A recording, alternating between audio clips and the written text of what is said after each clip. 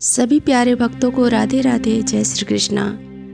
महाराष्ट्र की पावन धरा संतों की भूमि है, जहाँ भक्ति के रस में पत्थर भी पिघल जाते हैं। इसी भूमि पर एक ऐसी वीरांगना भक्त हुई जिनका जीवन संघर्ष और समर्पण की अद्भुत मिसाल है, संत सखुबाई।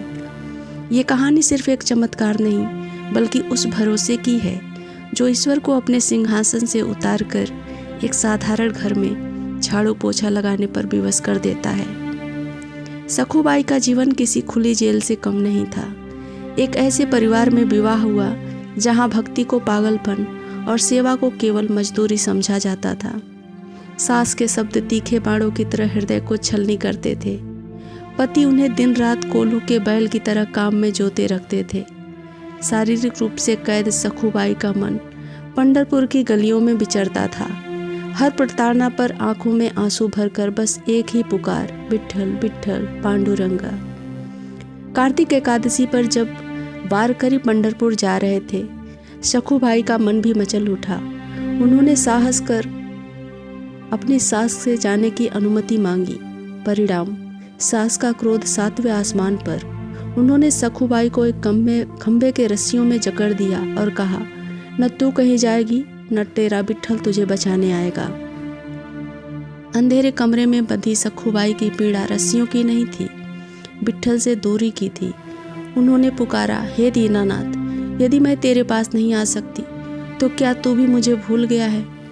कहते हैं, जब पुकार में सच्चा दर्द हो तो ईश्वर स्थिर नहीं रह पाते। अचानक कमरे में दिव्य प्रकाश हुआ। स्वयं भगवान विट्ठल प्रकट हुए। उन्होंने अपने हाथों से रस्सियाँ खोली और प्रेम पूर्वक कहा, जाओ सखु, अपने विट्ठल से मिलो। तुम्हारी जगह इस घर का काम और ये बंधन नहीं, इसे अब मैं संभालूंगा। सखुबाई अवाक रह गई। भगवान ने उसे पंढरपुर भेजा और स्वयं सखुबाई का रूप धारण कर उन रस्सियों में बंध गए।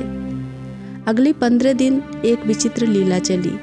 उधर पंढरपुर में असली सखुबाई कीर्तन और परमानंद में मग्न थी। इधर घर में स्वयं त्रिलोकीनाथ सखुबाई के रूप में सास की गालियां सुन रहे थे, घर का काम कर रहे थे और मार सह रहे थे।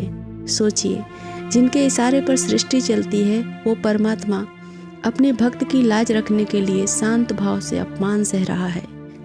15 दिनों बाद जब सखुबाई लौटी तो देखा घर के सारे काम हो चुके हैं। तभी भगवान अपने वास्तविक रूप में प्रकट हुए और सखुबाई उनके चरणों में गिर पड़ी।